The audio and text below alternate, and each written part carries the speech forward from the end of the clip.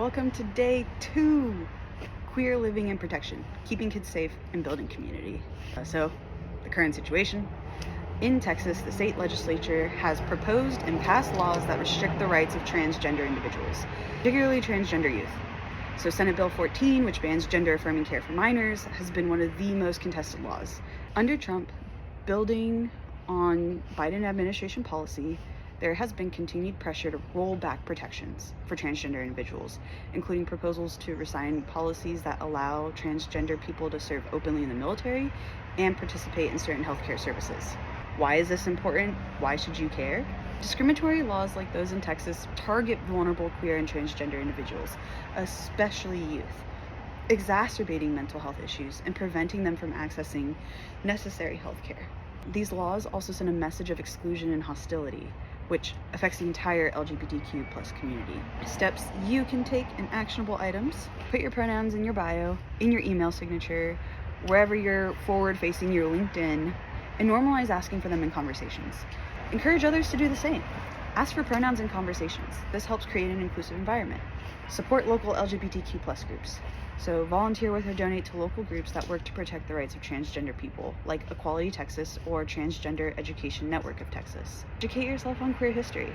Understanding the struggles of queer communities and the progress made in the fight for equality helps you better support LGBTQ plus individuals.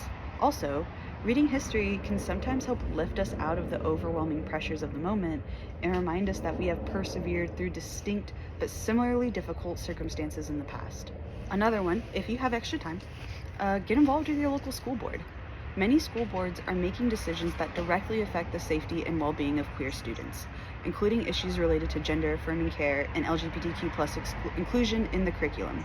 Attend school board meetings, advocate for inclusive policies, and collaborate with other parents and community members to ensure that schools remain safe and welcoming for all students. Attending school board meetings, advocating for inclusive policies, and collaborating with other parents and community members ensure that schools remain safe and welcoming for all students, regardless of their sexual orientation or gender identity. Expected outcomes from this action: these actions will help create more inclusive spaces where LGBTQ plus individuals, especially trans youth, feel supported and safe. You also contribute to advocacy for better legal protections for queer communities. You also identify yourself as an ally. You're marking yourself as a safe person. We will link the further reading and how to get your community involved below. Some cool extra stuff to know if you have the time. In 1964, the Lesbians and Gays Support the Minors movement was created, and the Welsh miners were on strike.